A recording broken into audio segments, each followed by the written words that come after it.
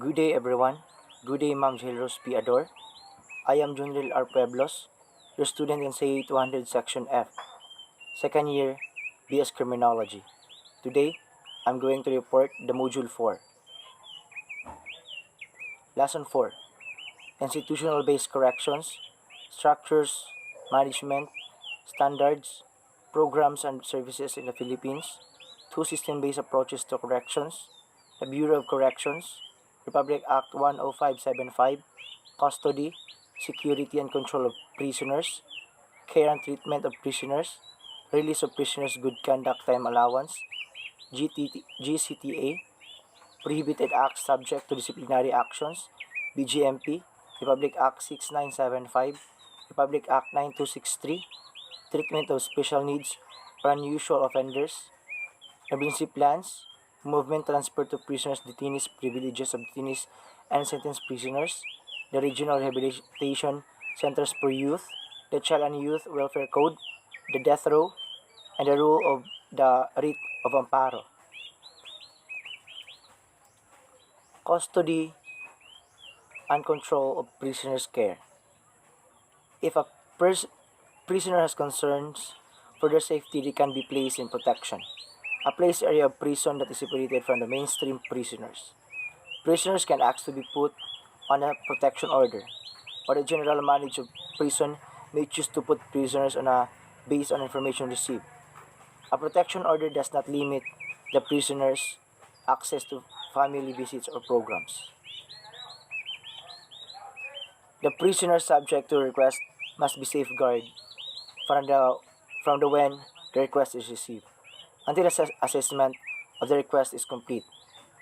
Assessment should be completed within 7 days. Behavior management. Correctional facilities have strict policies on behavior and security. Breaking prison rules can have serious consequences, including loss of privileges.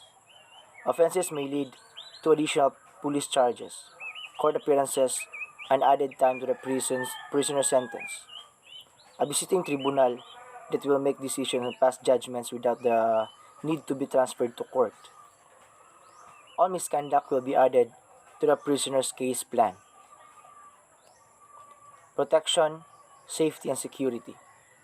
Protection orders expire usually after either 6 or 12 months and can be reviewed if the perceived aggressor is discharged or moved. Prisoner will be removed the protective custody when the expiry date is reached. Prisoners must reapply for protective custody before this date if they want to continue in protective custody. This application will also be assessed. The protected prisoners or an employee can request for protective custody to be removed if they feel that it's no longer required. This will change the education and work opportunities available.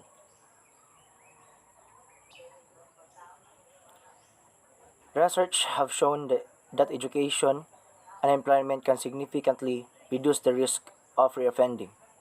DCS is committed to helping prisoners gain skills, education, and experiences that will reduce reoffending and in turn make safer communities. Most prisoners are engaged work. This is very important to ensuring prisoners have meaningful, structured days and learn skills and responsibilities. Work and training. Prisons employment. A limited number of jobs are available in prison. Different prisoners will have different job opportunities. The positions may include laundry, kitchens, and cleaning services. These positions provide opportunity for prisoners to earn money, which can be added to their account. Prisoners are able to mix doing a job with attending education and training programs. Intervention orders. An interventions orders is one of many ways used to help protect the public and our community. It sets out to protect a person from a defendant by limiting contact. Each order has its own condition about what type of contact is allowed. Intervention orders can be requested to protect anybody in a community, including victims, prisoners, and friends and family. As prisons become more crowded and internal problems arise, it is important to keep control and stability inside and outside of the prison. Although there are many security measures that can be put into place, it is hard to say whether it is a physical design of the prison or the scaled officer that makes differences in safety and security. Both play a major role in keeping things running smoothly inside and outside the perimeters. The reason for this research is to analyze how each part of security helps maintain cohesiveness and what can be done in those cases where there is chaos. Physical security. The physical structure of a prison is extremely important. The role is twofold: to keep society out and to keep inmates in. Therefore, high walls or fences and detection system are essential when building a prison. According to the Department of Correctional Services, the layout, design, and age level of maintenance of prisons have the direct impact of the level of security. Department of Correctional Services, 2003. The department describes physical security as the prison building itself, the layout thereof, the design as well as fixed security system attached to it, such as closed, security television, security fences, alarm and detection systems, and etc. Internal security. Although the physical design and inmate categorization are key elements in security, they are not complete without officer protection services. It is important to emphasize the physical features and institutions' perimeters by themselves are useless without staff properly trained to be alert to their responsibilities while operating a post-ECA 1998. Prisons officials are responsible for the security measures that the physical design cannot control. Some duties include access control, searching of prisoners and their belongings, and movement control both inside and outside prisons and during the transportation of prisoners, DCS 2003. Number 1. All prisoners shall be treated with respect due to inherent dignity and value as human beings. Number 2. There shall be no discrimination on the ground of race, color, sex, language, religion, political, or other opinion, national or social origin, property, birth, or other status. Number 3. It is, however, desirable to respect the religious beliefs and cultural precepts of the group to which prisoners belong whenever local conditions so require. Number 4. The responsibility of prisons for the custody of the prisoners of prisoners and for the protection of society against crime shall be discharged in keeping a state's other social objectives and its fundamental responsibilities for promoting the well-being and development of all members of society. Number 5. Except for those limitations that are demonstrably necessitated by the fact of incarceration, all prisoners shall retain the human rights and fundamental freedoms set out in the Universal Declaration of Human Rights, and where the state concerned is a party, the International Covenant of Economic, Social, and Cultural Rights, and International Covenant on Civil and Political Rights and optional protocol thereof, as well as such other rights as are set out in other United Nations covenants. Number 6. All prisoners shall have the right to take part in cultural activities and education aimed at the full development of human personalities. Number 7. Efforts addressed to the abolition of solitary confinement as a punishment or to the restriction of its use should be undertaken and encouraged. Number 8. Conditions shall be created enabling prisoners to undertake meaningful remunerated employment which will facilitate the reintegration into country's labor. I'm sorry for my slides, ma'am. Number 9. Prisoners shall have access to the health services available in the country without discrimination on the grounds of their legal situations. Number 10. With the participation and help of the community social institutions and with due regard to the interests of victims, favorable conditions shall be created for the reintegration of the ex-prisoner into society under the best possible conditions. Number 11. The above principles shall be applied impartially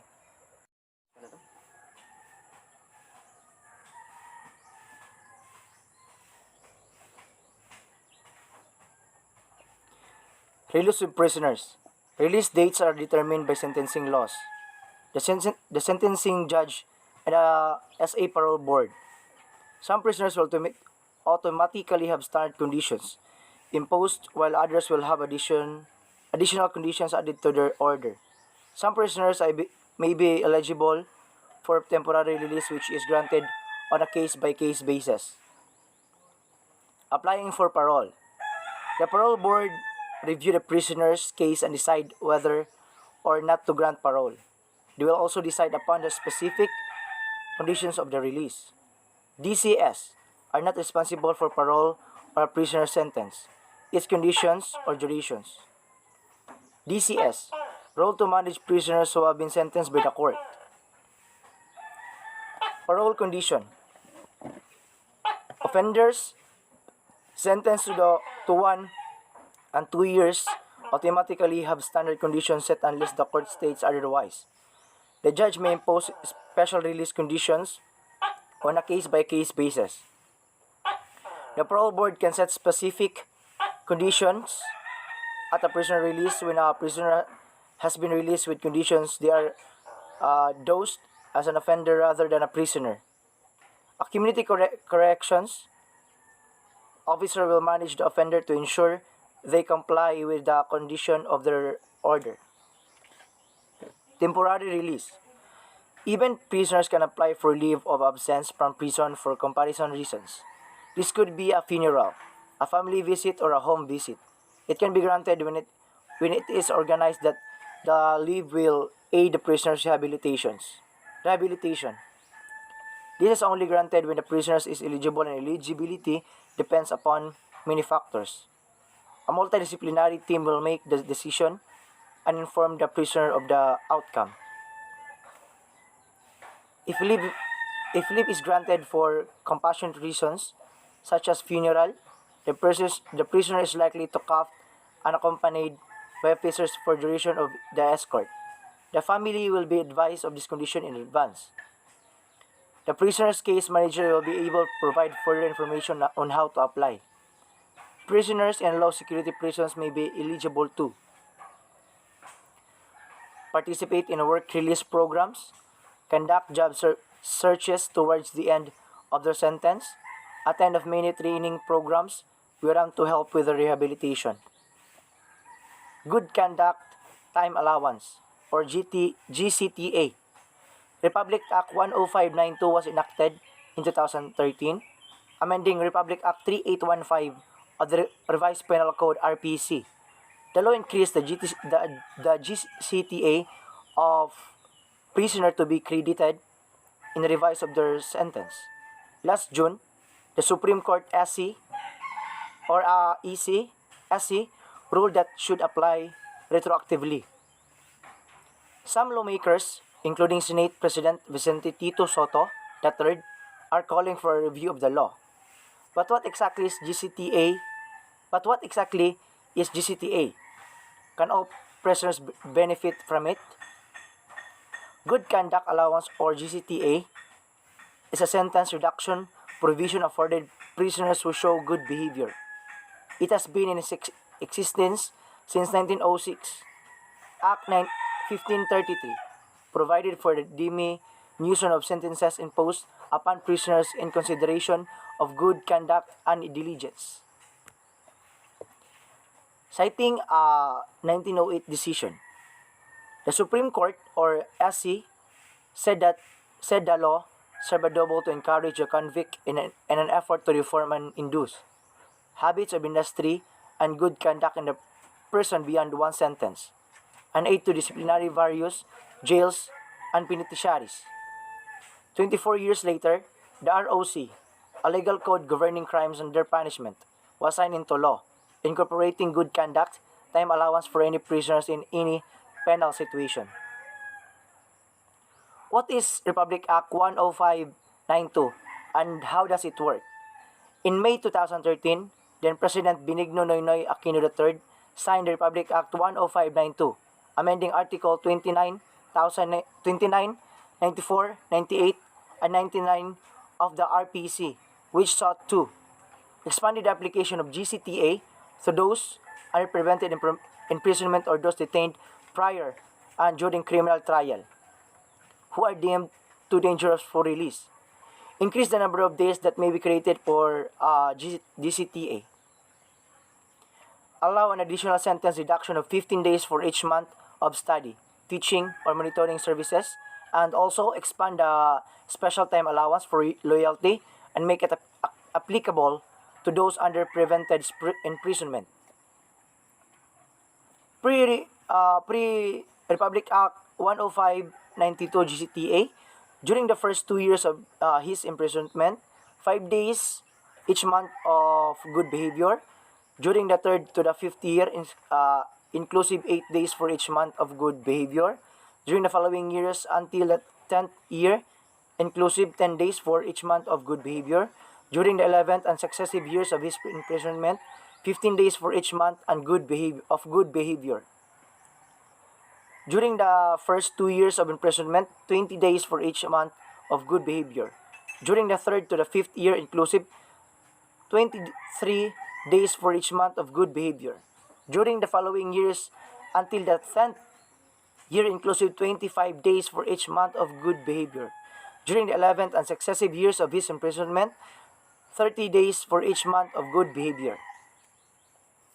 At any time during the period of imprisonment, another deduction of 15 days, in addition to number of 4 hereof for each month of study, teaching, or monitoring service time rendered. Prohibited acts subject to disciplinary actions. There are 4 categories of prohibited acts as greatest, high, moderate, and low moderate. Specific sanctions are authorized for each category. Imposition of a sanction requires that the inmate first is found to have committed a prohibited act. Greatest severity level offenses. Disciplinary hearing officer or DHO imposes one or more of the sanction through E. Sanction B, one must be imposed for a VCCLEA, inmate rated violent, or inmate who, per Violent Crime Control and Law Enforcement Act of 1994, committed a crime of violence on or September 13, 1994, and for a PLRA, inmate and inmate sentenced for an offense committed on or after April 26, 1996, per the Prison Litigation Reform Act. High severity level offense. The DHO imposes one of more sanction through M, and except as noted in the sanction, may also suspend one or more sanction A through M. Sanction B1 must be imposed for a VCCLEA, inmate rated violent, for a PLRA inmate. All high severity level charges must be referred to a DHO. Prohibited Act Code 225, stalking, is for the purpose of punishing repetitive inmate behavior, loitering, staring, leering, inappropriate remarks short of insolence, profanity, or sexual proposals that are not clearly covered by another prohibited act code. When staff encounters such behavior, the inmate should be specifically warned that if it is inappropriate and must cease. If the behavior first another prohibited act code provision, the inmate should be charged with violating that specific provision instead of stalking. Examples of the prohibited act code behavior that may be used instead of Code 225 stalking include but are not limited to isolance, Code 312, being in an authorized area, Code 316, threatening, Code 203, and making a sexual proposal, or Threat Code 206. Moderate level offenses. The DHO imposes at least one sanction A through M, but except as noted in a sanction, may suspend any sanctions imposed. Sanction B, one ordinarily must be imposed for VCCE A, inmate rated violent, and PLRA inmate, except for charge referred to DHO. The Unit Discipline Committee, UDC, shall impose referred to DHO. The United Sanction F through M, but may be suspend any sanctions imposed. The UDC ordinarily refers to DHO, a moderate severity level, charge for VCCLEA, inmate rated violent, or for a PLRA, inmate if the inmate was found to have committed two moderate offenses during his or her current anniversary year, the 12 months period for which an inmate may be eligible to earn good conduct time GCT. The UDC must document the reason why a third charge for such an inmate was not referred to the DHO. Low severity level offenses. The DHO imposes at least one sanction B.1 or D through M. The DHO may suspend any sanction imposed. However, A, B.1 sanction may be not suspended, not no suspended. Except for charges referred to DHO, the UDC imposes at least one sanction F through M, but may suspend any sanction imposed. BGMP Republic Act 6975. The Bureau of Jail Management and Penology, or BGMP, hereinafter referred to as the Jail Bureau, and hereby created, initially consisting of officers and uniformed members of the Jail Management and Penology Service, as constituted under Presidential Decree Number 765. Republic Act Number 6975. An act establishment the Philippine National Police under reorganized Department of the Interior and local government, and for other purposes. The Jail Bureau shall exercise supervision and control over city and municipal jails. The provincial jail should be supervised and controlled by the provincial government within its jurisdiction, whose expenses shall be subdivided by the national government for not more than 3 years after the effectively of this act. As one of the 5 pillars in the criminal justice system, or CGS, the BGMP was created to address growing concerns of jail management and penology problem. Primarily, its clients and detainees accused before a court who are temporarily confined in such jails were undergoing investigation, waiting final judgment, and those who are serving sentence promulgated by court 3 years and below. As provided for under Republic Act Number 6975, the Bureau is mandated to make operational administrative control over all city, district, and municipal jails.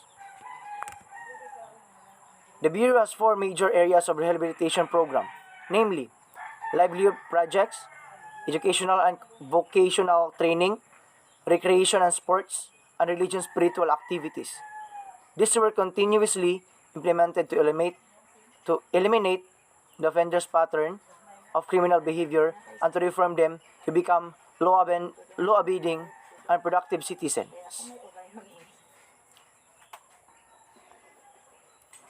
Although the workplace of a jail bureau is confined inside the portals of the jail to safeguard inmates, nonetheless, the Bureau has inherent function of informing the public of jail operations and other matters concerning the correctional pillar of the Philippines. Coincidentally, being a new growing bureau, or BGMP, aims to keep the public abreast of information regarding jail management and penology. The assistant heads of the department regional offices with the rank of senior superintendent shall assume the position title of assistant regional director of jail management and penology as provided by Section 12 of this Act. The heads of district officers with the rank of chief inspector shall have the position title of district jail warden, and heads of the city or municipal stations with the rank of senior inspector shall be known as the city or municipal jail warden. Republic Act 9263.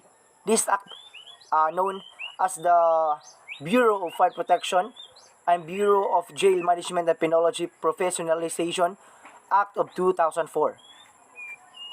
It is declaration policy of the state to maintain peace and order, protect life, liberty and property, and promote the generally welfare essential for the enjoyment by all the people of the blessings of democracy, Article 2, Section 5 of the Constitutional. Moreover, it recognizes the responsibility of the state to strengthen government capability aimed towards the strengthening of the delivery of basic services to the citizen through the institutionalization of high, efficient, and component fire and jail services.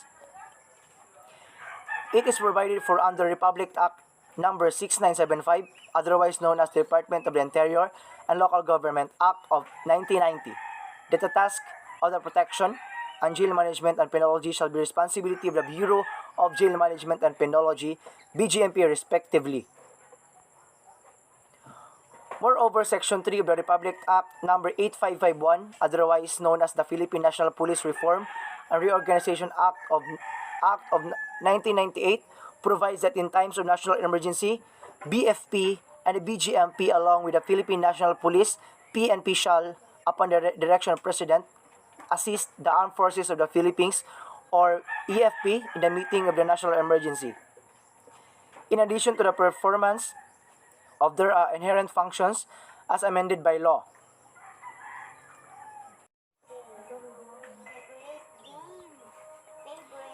It is thereof recognized that the uniformed personnel of the BFP and the BGMP, as member of the uniformed service of the government under the Department of the Interior and local government DILG, are required the same amount of sacrifice, service and education like their counterparts in the 4 PNP and the EFP to carry out their respective duties to the extent of risking lives and limbs. Towards this end, the state shall provide the professionalization and restructuring of the BFP and the BGMP by upgrading the level of qualification of the uniformed personnel and standardizing their base pay, retirement, and other benefits, making it at par with those of the PNP and the EFP. The DILG shall design and establish a professionalization and qualification upgrading program for uniformed personnel of the BFP and the BGMP in coordination with CSC and the Commission on Higher Education, or CHED, though an off-campus education program or other similar programs with 90 days from the effectivity of this act. Treatment of special needs or unusual offenders. Special needs offenders are incarcerated offenders with special needs stemming from their physical or mental age or other disabilities. Special needs can encompass many types of conditions like offenses with services, psychological needs, mental retardation, significant psychiatric disorder, behavior disorders, multiple handicaps, neurological impairment offenders with physical handicaps, or chronic or terminal illnesses. Elderly offenses or offenders with severe social or educational deficiencies, learning disabilities, or language barriers. Offenders with special security or supervision needs, such as protective custody cases, death row inmates, and those who chronically exhibit potential or aggressive behavior. Sex offenders, for whom appropriate treatment may reduce the risk of reoffending. Substance abuse is a major cause of creating special needs offenders in a society. Special needs offenders are to be given special attention during intake and incarceration. Proper evaluation and assessment has to be conducted during the intake of these offenders. The State Department of Correction and various other agencies work closely in the treatment process of special needs offenders through programs such as community, policing, community-based corrections, and community citizens integration. Adult with special need. Adult with special need means a person 18 years old of age or older who requires care or supervise to A. Meet the person's basic needs. B. Prevents physical self-injury to other. C. Avoid placement in an institutional facility. Special offender law. They may include, among others, criminal offenders with mental health problems, juvenile offenders, or sex offenders. Because the definition of special offenders varies greatly, local laws should be consulted for requirement in your area. The following is an example of a state classification of special offenders based upon the increased risk to the society of those around them. Number 1, we have registered sex offenders and predatory pedophiles.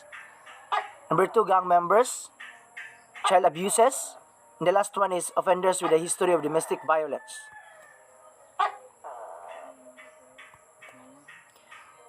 Prisoners with term illness. The imprisonment of offenders have been diagnosed with terminal illness, exacerbates the suffering inherent in the sentence and due to predicted death of the prisoner is irrelevant in terms of social integration. States are therefore advised to introduce legislation and policies that provide for community sanctions and measures for offenders with terminal illness at all stages of the criminal justice process to enable them to receive the medical care they require and to die in dignity, surrounded by their family and friends, rather than the isolating environment of prisoners. Emergency plans. Jails and prisons, state and federal, public and private, must maintain essential functions in the event of an emergency. The mission of the Federal Bureau of Prisons (BOP) is to protect society by confining offenders in the controlled environments of prisons and community-based facilities that are safe, humane, cost-efficient, and appropriately secure. During an emergency, the BOP, local jails, and the prisons must still carry out the tenets of their respective missions. In order to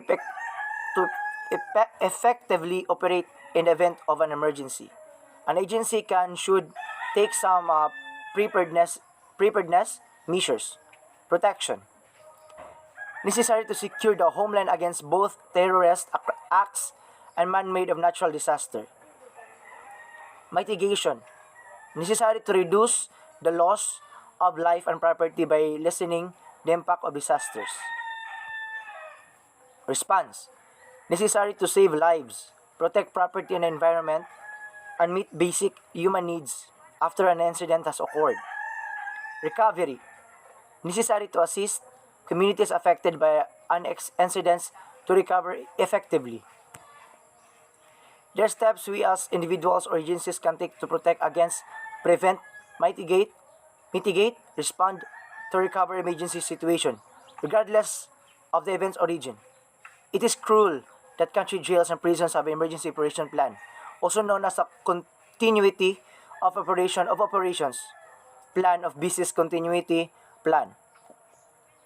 Exercise tabletop of full-scale help against agencies and formally utilize the incident command system and command post activation. Participants are given an opportunity to evaluate current emergency operation procedure plans and capabilities. Exercise also address various areas of concern within a facility response time, medical necessity, and recovery efforts. For example, a facility within a flood-prone area should address various aspects of concern if the facility is threatened with a flood. A flood exercise should help prepare a facility to answer such questions as: 1. At what point do we no longer shelter in place? 2. What is our backup facility if we do need to evaluate? 3. How will we transport the inmates? 4. What measures do we have in place to provide medical care to staff and inmates during an evaluation? 5. If sheltering in place, do we enough food to sustain ourselves for a period of time? Preparedness is enhanced by addressing the various aspects of LIP prior to an emergency, which can greatly enhance an agency's instituting prevention, protection, and mitigation efforts can directly affect the response and recovery ventures. Movement transfer of prisoners detainees. These procedures cover the following: Number 1, we have the managing prisoners' movements, unlock regimes, and prisoners' work partly handover. Number 2, prisoners at risk of themselves. Number 3, segregations of prisoners. These procedures are designed to ensure that, number 1, we have the movement are coordinated, documented, supervision, and managed to ensure prisoner safety and compliance with custodial requirements and reintegrative services. We have the prisoners at risk to themselves are identified on reception and are managed to minimize their risk of self-harm. Number 3, requests for segregation are completed appropriately under directions and recommendations. Routine transfer. A prison can be transformed at any time. Prisoners are responsible for telling family where they are. Number 2, we have the common reasons for the transfer include access to services and facilities, rehabilitation and progression to a lower security prison. Number 3, that prisoners include at the new prison and a property and approved telephone list transferred with the prisoner. Prisoner may transfer from one another from a number of reasons. It can be very difficult to get a transfer as 78 out of 130 prisons are overcrowded at the moment. There is no automatic right to be in a prison that you choose. The law says that someone can be held in any suitable prison. However, the prison service should consider some circumstances so that people are encouraged to maintain family ties where possible. The prison service also has a duty of care if you are experiencing serious difficulties with other prisoners. People may be moved if prison staff are concerned about their safety or believe they are at risk from other prisoners. Usually, prisoner staff will risk for evidence and details of the threats against the prisoners before arranging a transfer. Prison staff are also supposed to consider a medical disability needs when they allocate someone. This applies to both the person in prison and their family. So if your visitor finds traveling difficult, the prison should take this into consideration. It is useful to provide medical evidence if you can. Sometimes prisoners move so that they can service the final weeks or their sentence in a prison near their home local discharge ideally. This gives the opportunity to make links for resettlement, coordinate the release with their family and external offender manager before release. Privileges of detainees and sentenced prisoners.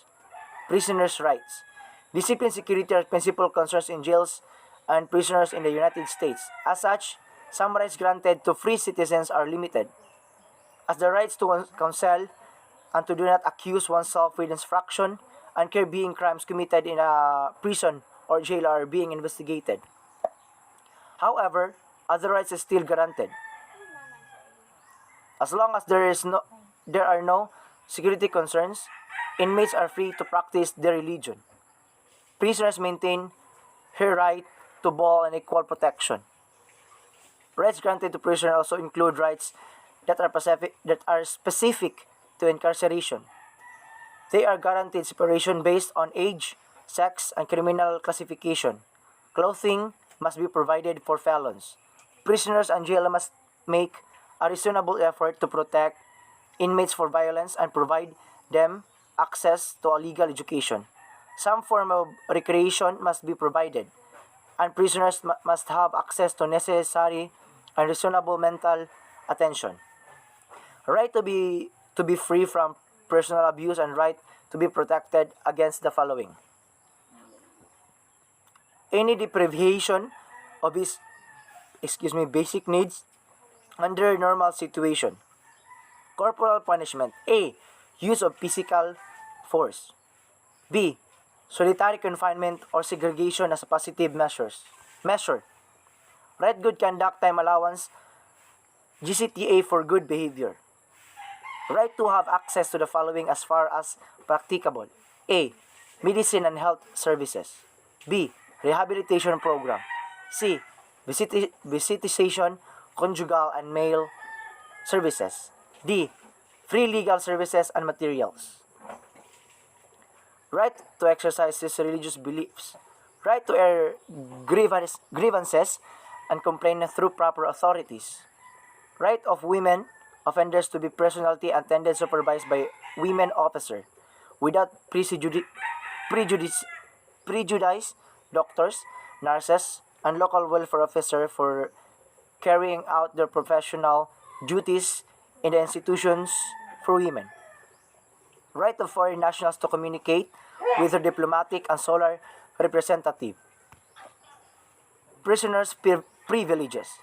Right are granted to all prisoners, but access to many prison privileges is based on behavior. Inmates with history of infractions may be confined to their cells for longer periods of time during the day, or they may be forced to wear prison uniforms while other inmates can wear their own clothes. Other common privileges include access to entertainment, work, and money. Many prisoners have televisions in common areas, but some inmates may have one in their cells to pass the time, depending on the status of their imprisonment. They may also be allowed to work. The Regional Rehabilitation Centers for Youth. Guidelines on the cost of their maintenance of youthful offenders, children in conflict with the law in regional rehabilitation centers for youth. The formulation of a set of guidelines on the cost of care maintenance of youthful offenders, youth, and children in conflict with the law, CICL, and regional rehabilitation centers for youth is in response the recommendation made by Dr. Joseph Hoffman in the study for DSWD. Center and institution to track the total cost of care in all facilities and consider gradually increasingly the cost recovery for RRCYs from municipalities. Legal base Article 195 or PD 603. Care and maintenance for youth offender. The expenses for the care and maintenance of youthful offender whose sentence has been suspended shall be borne by his parents or those liable to support him, provided that in case his parents or those liable to support him cannot pay all or part of said expenses, the municipality in which the offenses was committed shall pay 1/3 of said expenses or part thereof. The province to which the municipality belongs shall pay 1/3 shall be borne by the national government. Objectives: to come up with a standard cost of care and maintenance of youth and CICLS in the regional rehabilitation centers for youth as basis for computing per capita cost and determining the share of local government units for each cost. Number 2, to ensure maximum compliance of local government unit to the provision of Article 94 of PD 603 to share the cost of care, maintenance of youth, and CICLS CLs in regional rehabilitation centers for youth. Number 3, to protect the interests and welfare of youth, CICLs, and regional rehabilitation centers for youth. Components and basis for computing the standards cost of care and maintenance. A direct services cost pertains to the costs of valuation of items services that are directly consumed by or spent for the client, which consists of the following.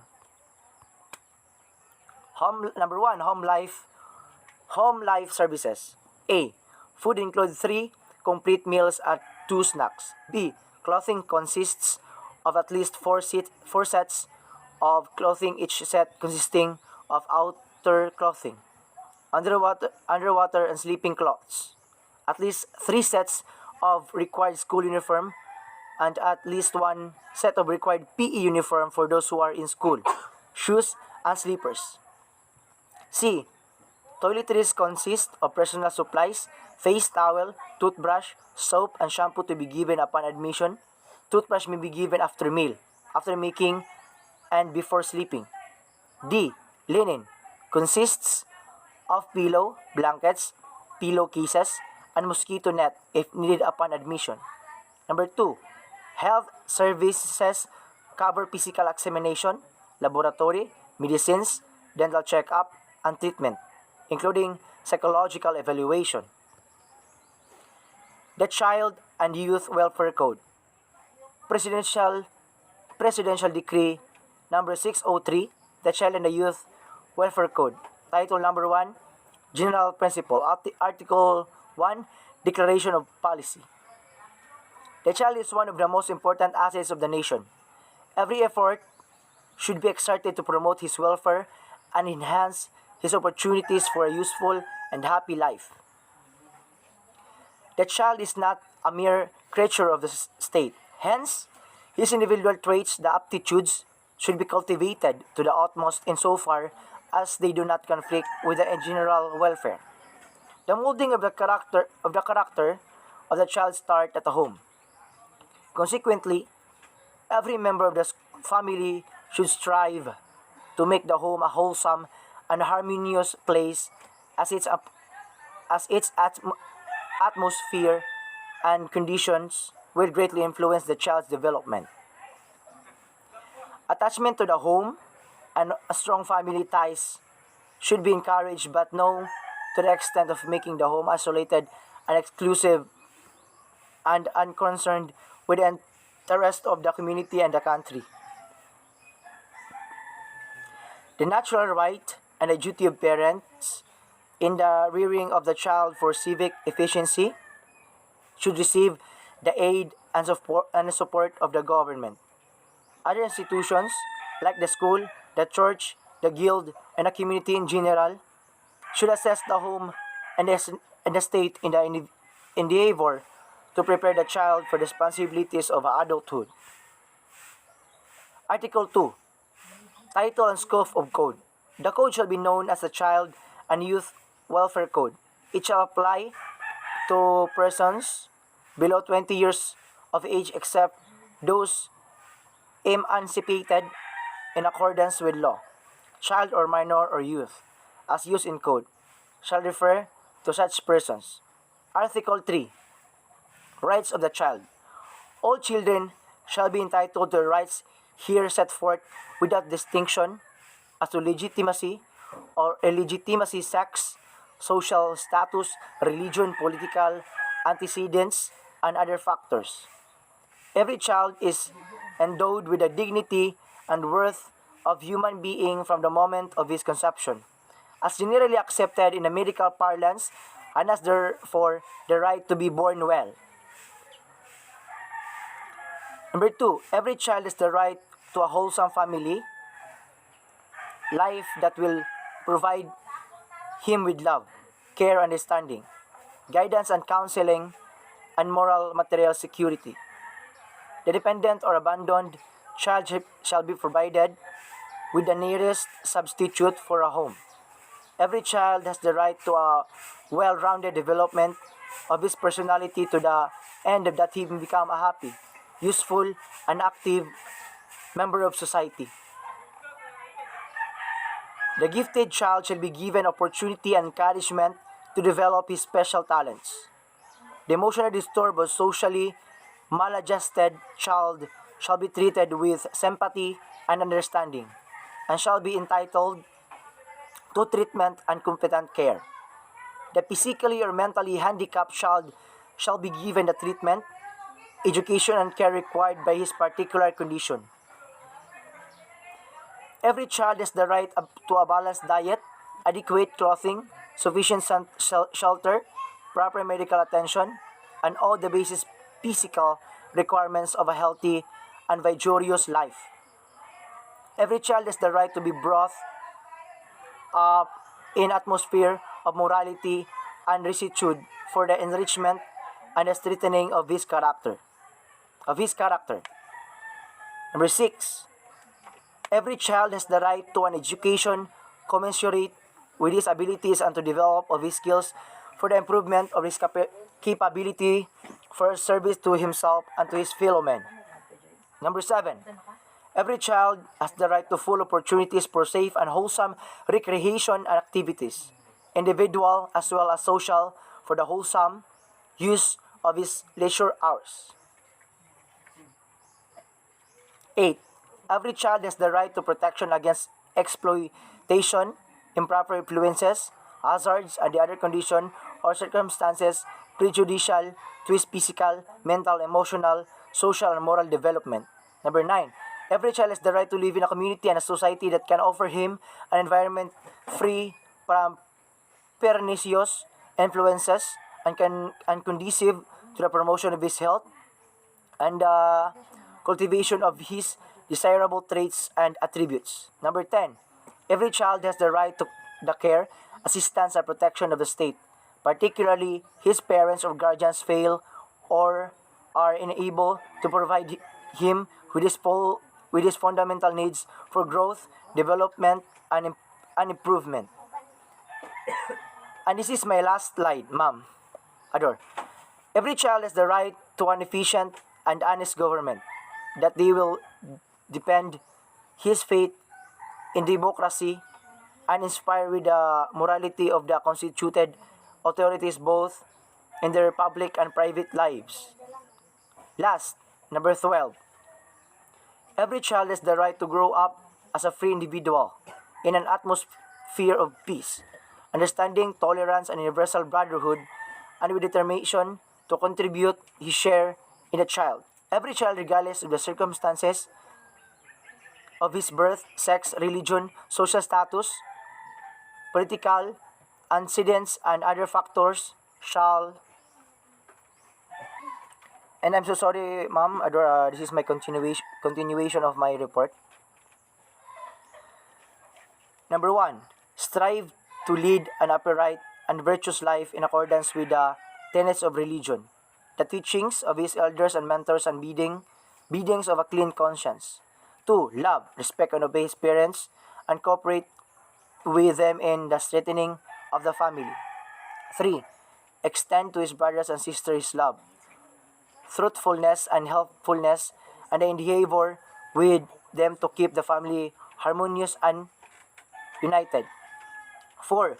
Exerted his utmost to develop his potentialities for service, particularly by undergoing a formal education suited to be abilities in order that he may become an asset to himself and to society.